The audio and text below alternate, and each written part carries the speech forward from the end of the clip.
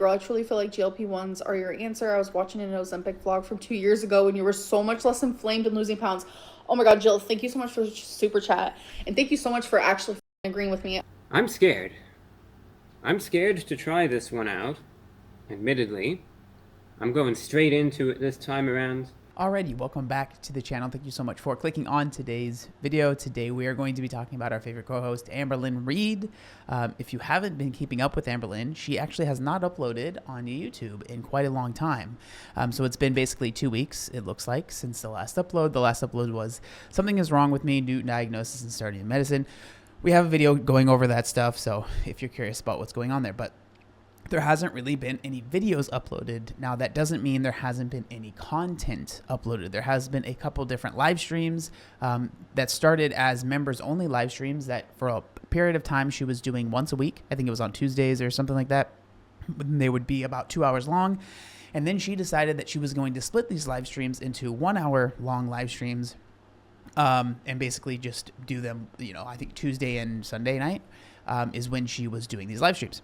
And even more recently, within the past less than 24 hours ago, she decided that she was going to make these live streams public, but make it so only people that were members of her channel could actually chat with her unless they sent in super chats, which, if you don't know, super chats are basically a way to pay money to get your message seen on live streams via YouTube. I'm sure most of you guys are familiar with that, but just wanted to update y'all in case you didn't know what was going on.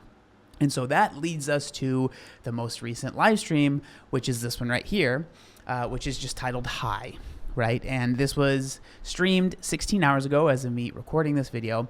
And as you can see, we have skipped through a lot of it. The vast majority of this live stream is just basically her giggling and laughing and kind of responding to some of the questions and stuff that people are saying, mainly like the super chats that people are sending. And, kind of just like skirting things. But then there was this one question, which I thought was interesting, and I feel like it is worth talking about. And so the question here comes from Jill, and it says, "Girl, I truly feel like GLP-1s are your answer. I was watching an Ozempic vlog from 2 years ago, and you were so much inflamed and losing pounds," right? And so this is someone that is saying, hey, I think that GLP-1s or Ozempic, tirzepatide, one of those medications could be something that is very helpful for you. I think it's something that you should really consider. And this is her basically responding to that comment. And I just thought it was interesting the way that she framed it, because I feel like it's a little bit different than what you normally see. I don't know why she's doing these live streams vertical. I just feel like it would make more sense to do it horizontal. But again, Amberlynn is kind of, she does her own thing. But let's go and see what she ends up saying to this comment. Bro, I truly feel like GLP-1s are your answer. I was watching an Ozempic vlog from 2 years ago and you were so much less inflamed and losing pounds. Oh my God, Jill, thank you so much for super chat. And thank you so much for actually fucking agreeing with me. I think about this. So I think it's weird that she says right there, thank you so much for agreeing with me, because I feel like this is like a common thing that most people have said, right? Is the fact that she got off the GLP-1 and the Ozempic, and so many people are like, why would you do that, right? Especially because with Amberlynn, so much of what she talks about in her content is that weight loss is the most important thing, right? Like that's the thing that she knows she needs to handle. It's the thing that is the most important thing in her life. Like she's afraid of passing away because of her size, like all of this stuff, which is fair and completely understandable. And I totally empathize with that situation. I've been there myself, right? It is very bizarre to say that this medication truly was helping you, and then you get off of it because you feel it was a little bit too expensive. But then also in the same videos and in the same vlogs, you are consistently spending money, overspending money, people would say, right, on things that aren't necessary. And I get it's not like we don't all have to live on those razor thin budget and like you should only buy what you need and anything else is ridiculous, right? But when you share your life so you share it so authentically, at least is what you say, right? But you share so much of it that people are going to start noticing when there's some inconsistencies, right? And so it is so common for Amberlynn to spend all this money on a Torrid haul, spend all this money on Lego, spend all this money on going out to eat, right? These are things that are happening constantly in these vlogs. But then in the same vlog, almost in the same breath, to say, I can't afford GLP-1 medications. I do think that it is a conversation that should be had, that these medications, like making them more affordable to the general public and making it so it doesn't have to be the compounded medications, which we'll get into, which can be kind of dangerous. I think that that's a worthy conversation. But to seemingly, from all of the expenses and the things that you are buying, to have access to that money and be able to afford the, the actual clinical, dosage and not get it from these compounded, pharmacies, right? To be able to do that and then just decide that it's a little bit too expensive, so I'm just going to not do it, is bizarre to the people that are like, you are constantly saying that losing weight is the most important thing for you, right? Every single time I lay my head to go to sleep at night on that fucking pillow, I think of myself of, I was on semaglutide. It was literally like 12 months ago. I got down to 467 or something like that. I felt less inflamed. I looked better in my clothing. My face looked better. My breathing was better. My walking was better. My lymphedema, my lipedema was better. Everything was better, right? Everything was better. My brain fog was better. My everything was better. And my mom and I were actually talking about it last night. And oh my God, I have almost 2,000 people watching me. You guys are fucking so amazing. I can't. But me and my mom were talking about it. And my mom was even like, girl, you need to go back on that. She was like, girl, you need... My mom, okay, so a lot of people like have this misconception that my mom is like, she kisses my ass and like this and that. No, my mom is the most blunt person like you'll ever meet. So I think the reason I'm glad that your mom said that, I'm glad that she is, being like, hey, you need to get back on that. That's something that you should do. I genuinely am glad to hear that. I think the reason that people think that your mom is a little bit not as hard on you as she could be is because of what we are shown so often in the vlogs, which is you guys going out to eat food that anyone that is trying to lose weight should not be eating, right? Regardless of, oh, I'm tracking it, or it's in my macros, it's in my calories. Anybody that knows anything about nutrition, that knows, sees a 400 plus pound person trying to lose weight and they saw them eating enchiladas and a bunch of chips, they'd be like, how bad do you want to lose weight? Because you say that, right? You say you want to lose weight so badly, but then you're going out consistently with this person who you say is super hard on you, but also that person doesn't seem to be pushing back at any time we're shown. And a lot of times you will almost film your mom and almost like have her explain why you guys are doing the thing that a lot of people are like, hey, this isn't the healthiest thing. And you have her explain why it's actually makes sense, right? Instead of you just explaining it yourself. I feel like you put your mom in that position to almost bolster your argument to the followers or the haters or whatever, right? So I think that's part of it. But I think another part, and I don't even necessarily myself blame your mom fully for this, because I have experience with this myself as being someone that grew up in a very not great household. And, I was taken away from my mom from drugs, and we've had conversations about this because I was put back with her, thankfully, right? I was put back with her, but she used to have conversations with me once I had lost the weight, because it was really hard to have these conversations before. But she would talk about how it was really hard for her to set those boundaries for me as a kid, because she had to say no to so many things in my life because we didn't have any money, or I was taken away, or whatever, right? But she had to say no to so many things in my life that when there was something that she could do, whether that's going to McDonald's, going to Carl's Jr., going to Jack in the Box, right? She would do that because there were so much things that she couldn't do. And it was really hard for her to say no to me intentionally, because there were so many times where there was no other option than no, right? There was no like, okay, maybe we can go to this place and see this movie. The answer was no, because we could not afford it, and it was not going to happen at all, no matter what, no matter how bad she might have wanted to do that.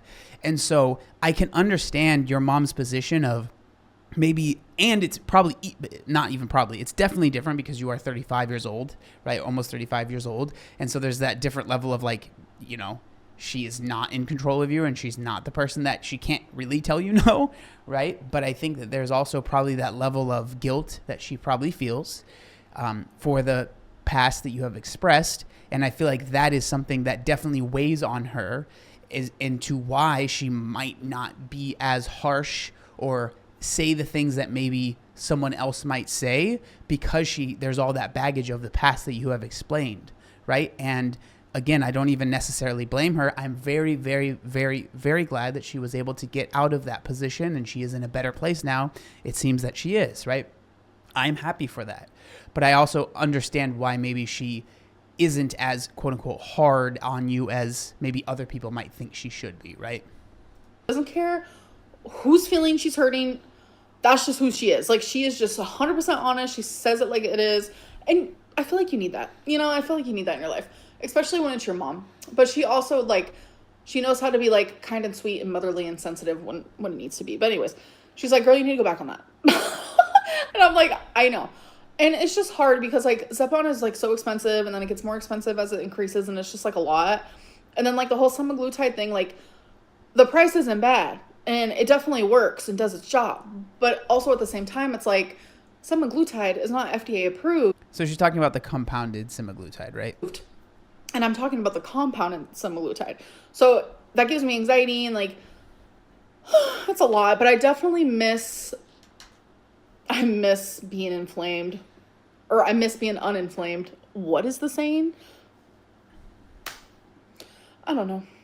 So that's pretty much the extent of what she talks about there. And I feel like it's very interesting to hear. I don't know. Obviously, I don't know if she's maybe just saying this because she thinks that this is maybe what people want to hear, that she is saying that she misses being on the GLP-1 and she feels like being on a GLP-1 could be helpful. I think that there are so many different avenues that Amberlynn could go down to find a GLP-1, a reputable GLP-1 that could help her.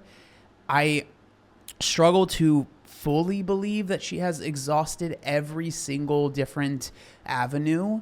I think that, yes, of course, I'm glad that she is avoiding it's not a pill, but like basically the pill mills that you will see, which literally the last video I made on this channel, which I am so thankful that you guys enjoyed, because I really enjoyed making that video. I'm so thankful so many of you guys saw where I was coming from, and I even had a good amount of people on TikTok and Instagram message me, and I had one person say, I was prepared to be mad at you about this video because I'm on a GLP-1 and it's helped me a lot, but then when I watched the video and I saw what was happening, like, I was actually pretty appalled, and I completely agree with you. So it was cool seeing some of the responses there. But I think that it's good to avoid, like the Fridays and all of the other brands where they just basically ask your height and weight and then say, okay, here you go. Here's your dose, right? Those are things that I think it's worth being worried about, the compounded, just the differences there. But there are plenty of different ways that you can get a GLP-1 that's not going to be, going to the doctor. But I mean, honestly, I think that Amberlynn is at a place where that is absolutely feasible, and not just feasible, but makes probably the most sense as far as like a decision that she can make. That yes, it's not going to be free, it's going to cost some money, right? But a decision that she can make that could dramatically alter the quality of her life, okay? And I mean that in the like least hater way possible. Like, and she even says it, right? She says it in this live stream. She basically said, she said it, everything was better on this GLP-1 medication, right? And so I think that, I don't want to say no price is too much, because obviously, we can't all afford everything all the time, right? But I think it should be really considered, are all of these other things that I'm spending my money on, Lego, Torrid, going to bingo basically almost every night, it seems like, at least from what we're seeing, all of that stuff, is that worth more than every aspect of my life, like she said, getting better, and I have to maybe pay a little bit of extra money here, right? I think that that's something that should be considered. Now, with that being said, like I always say with anyone that is considering a GLP-1 medication, and I will say this to Amberlynn as well, you can't think that I'm going to get on this GLP-1 medication and only be on it for a few months while I lose the weight, and then I'll get off of it and then I'll be good. That's not how it works. That's not how the science works. That's not what the studies are saying. The studies basically say the vast, vast, vast majority of people that lose significant amounts of weight on a GLP-1 have to basically continue on that GLP-1 basically indefinitely, right? to continue with those results, right? So it's a chronic thing. It's something that you're going to be taking forever, right? For lack of a better term. So obviously I understand that that is a quite the financial responsibility, and that's something that you have to worry. And that's why I think, like I said earlier, you know, it's a conversation that we should have about making these more affordable for people that genuinely need them. And I truly believe Amberlynn is one of the most perfect examples of someone that truly needs it, because it seems that she is very much so against, you know, getting a VSG or a bariatric surgery. And so I think that these medications could be truly life-saving for her, right? And so I just thought that this whole thing was so interesting when I watched that part, because honestly, I was watching it all on like 2x speed, and I was like, there's really nothing here to talk about. It is just, you know, it's a live stream, right? It's not made to be content, right? But then when I saw this one, and I was like, that's interesting that she said that herself, that her everything was better on a GLP-1, and she hasn't taken the steps necessary to make that happen for herself. I think that that's kind of, it's very interesting. So I'm curious what y'all think down in the comment section down below. Thank you so much for watching this video, and I'll see you guys next time. Peace.